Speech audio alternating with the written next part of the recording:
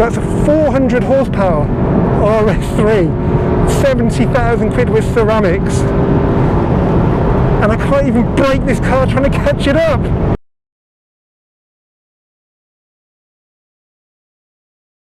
Hello guys, and welcome back to the Volks Wizard channel. Today's video is episode 2 on Project Cupra. In episode 1 I introduced the car to you guys and told you it's going to be my new daily driver and track car. Well, before it's done any daily driver miles, it's going on track here tonight at Bedford Autodrome. I'm going to have some fun tonight for sure, but the main reason I'm here is to shake the car down. That means to encourage anything that's going to go wrong today, rather than when it's a lot more inconvenient in the future. For example, on my first lap of the Nürburgring's Nordschleife. The reason I've come to Bedford to do that is because I don't live too far away should I need a lift home. There are many good garages close by that can fix the car, like TT Roadsport in Bedford, and there's lots of runoff should the worst happen. The areas I'm going to be concentrating on are the clutch and coolant loss. These are common problems on EA AAA engine cars on the MQB platform, such as Mark 7 Golf R, Mark 7 Golf GTI. I'll also be paying close attention to the brakes, because whilst this car looks like a sub 8 model, it's only got the standard 340mm discs, which I'm sure are going to take a pounding tonight on track. So by the end of today, I should know if they do need upgrading. Now, I've done some preparation to the car already. I've changed the oil because it was 5,000 miles old, and I've swapped the replica Estoril wheels and Pilot Sport 4S tyres for some new wheels I'll show you in a bit, and some Goodyear Eagle F1 Supersport R semi-slick track day tyres, which I've already done 2 events on, and they've got loads of life left. It should be a simple process swapping the wheels over, but I came across a problem that's surprisingly common, and I'll show you how I got over that right now. I'm just at Selly Oak Tyres in Stirchley, having my R360 wheels fitted with the Goodyear track day tyres that I got last year, but there is a bit of a problem in that we have a locking wheel bolts, but we don't have a key. But luckily, I know a man who can fix that, and he's going to show us how he does it.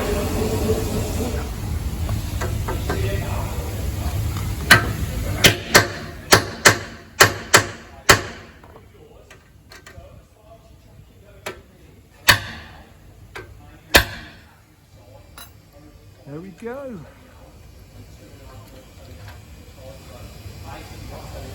This is John.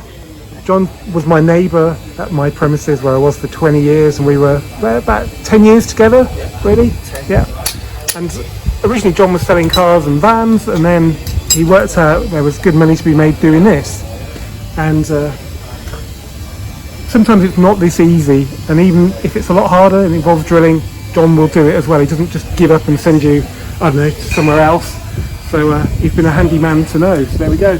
Luckily this car's only got 3, but it's missing 1. But obviously if you want to change your wheels over, or you have a puncture, there's a good chance it's going to be a big problem if you don't have the key. So if you do have locking wheel bolts, just check you've got a key in the boot of your car or wherever it's kept.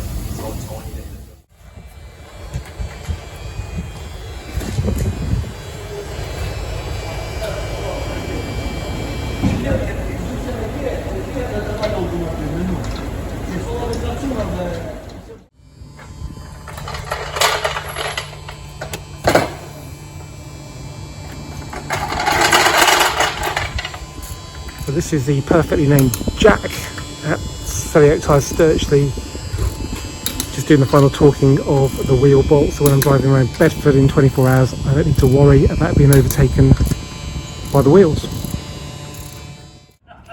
Okay guys, well, what do you think then of my Leon Cupra on the silver Racing Line R360 wheels? They do a gunmetal and a black, but I just wanted to be as ungangster as possible with this car, because the Cupras do have a bit of a reputation. I want to try and steer clear from that as much as possible.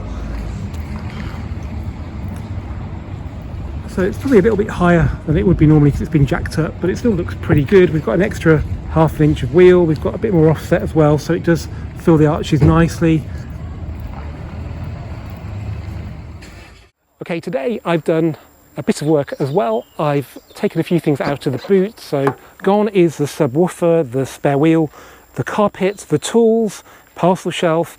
I didn't take the towing eye out though. I still brought that with me, and that's now in the front of the car. It's very easy to forget that Also, I've switched off the fake noise completely with VCDS, and I performed a diagnostic scan as well, which was pretty clear. There was one recurring fault that was really annoying, and then I realised it's because I'd taken the subwoofer out, so the car's good to go. Let's now go and see if we can break it on track here at Bedford. Okay guys, welcome to the Leon Cupra then at Bedford Autodrome. I've put the car in Cupra mode. I put ESC into its first off setting, which is ESC Sports. If I hold it down for longer, I can turn it off altogether, but I'm not really that confident yet. I've only just got the car. I've done a few warm-up laps, I've checked the tyre pressures, set them so that they're now at the normal running pressures, but they're hot, so they should be pretty good. Got the cameras rolling and got half a tank of fuel, so let's see how we get on. We've got the performance monitor on there. I don't know if you can see that with that camera. That'll tell you the oil temperature, the boost pressure and the G-force. Boost pressure will be particularly interesting because I don't know if this car's been mapped or not, so maybe we'll get an idea as to how much it's boosting beyond the factory levels. So yeah, let's see if we can break my Leon Cupra here at Bedford. Just got to show my band, which is under my gloves, and we're good to go. So we'll take it easy on the first lap just to get some temperature into things. Brakes feel quite long then, but they've actually held up well so far.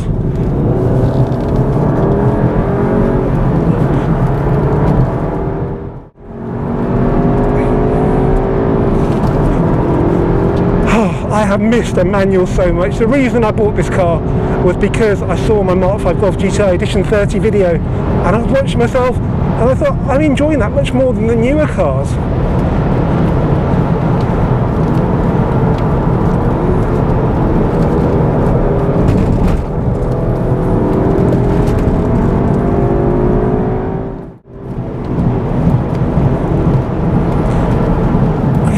Third. I think we've got the legs on this MX-5. We'll get him on the straight, let him have his fun.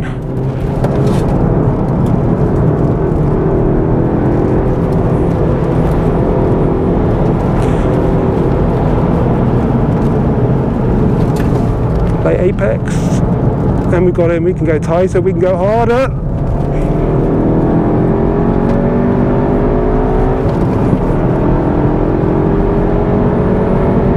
Okay, into fifth. It's such a strong car. 135 onto the brakes. Into fourth, engine braking. Third, get it turned in, bit of curve or not. And again. And then just at the rev limiter on the brakes for this one. Oh, it feels so good. This is a tight one though. Yes! Oh, it's just so grippy, it's unbelievable. And then this is the faster one, so late apex, run it wide. Oh, I love that corner! Well, guys, haven't broken it yet. Should we do one more lap and see if we can break it? One more. And then the brakes, you know what, they're holding out. I think because they've done a few miles, they're nicely run in. I've only ever come here with relatively new cars or relatively new brakes, so yeah. Got Joe Achilles bearing down on me.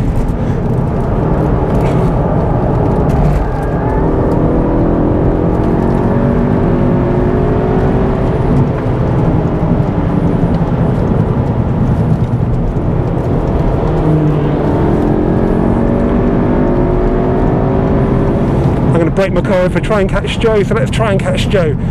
Third gear now. Ooh.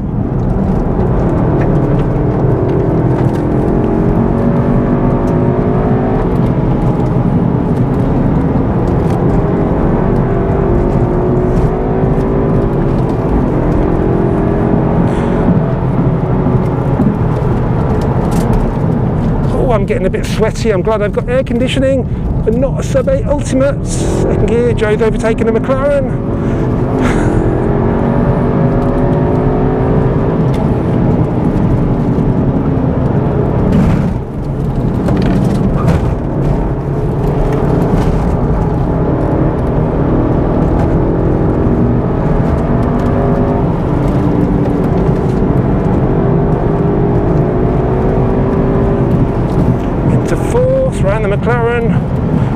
and get lined up for this corner. I'm slightly out of sorts here, but I'm all right. Third gear, the tyres, Goodyear Eagle F1 Supersport Rs are just magical.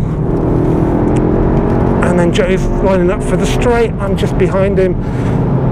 Late apex, come on. Come on, Joe, let's have it.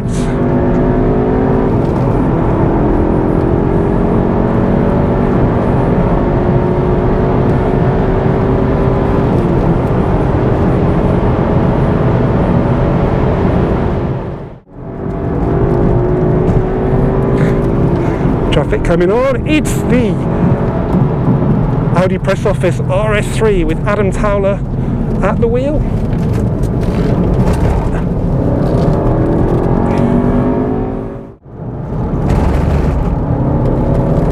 Okay, that's one down.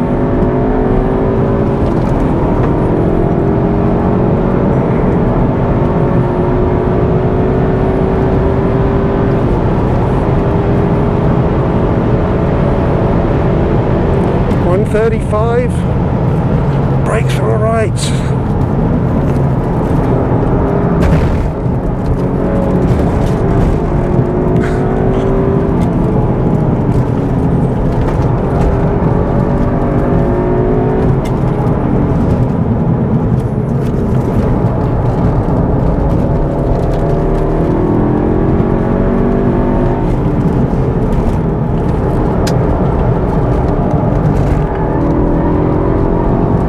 Come on!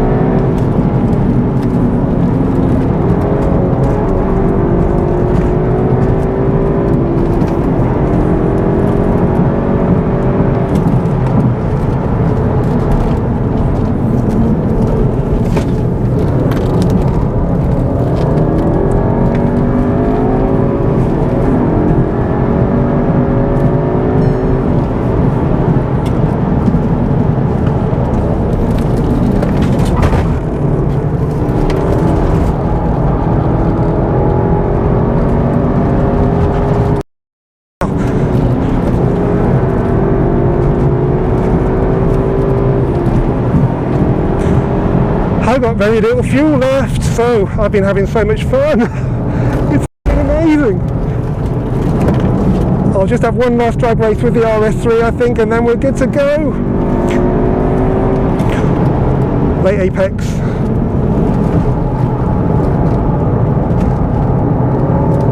Come on.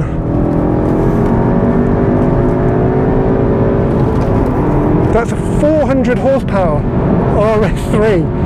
70,000 quid with ceramics, and I can't even brake this car trying to catch it up.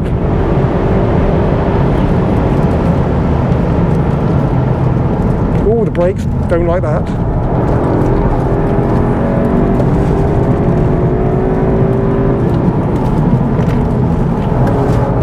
Oh, this car is so much fun.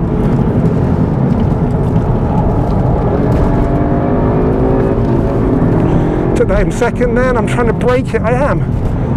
And then late.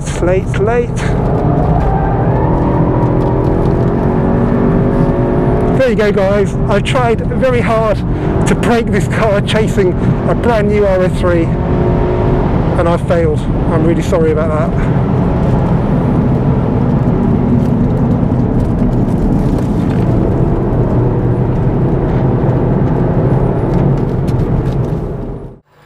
Okay guys, I thought I'd do the sum up here in the car because it's very, very windy here at Bedford. Before I do, it's great to see a Mark 7.5 GTI here having fun.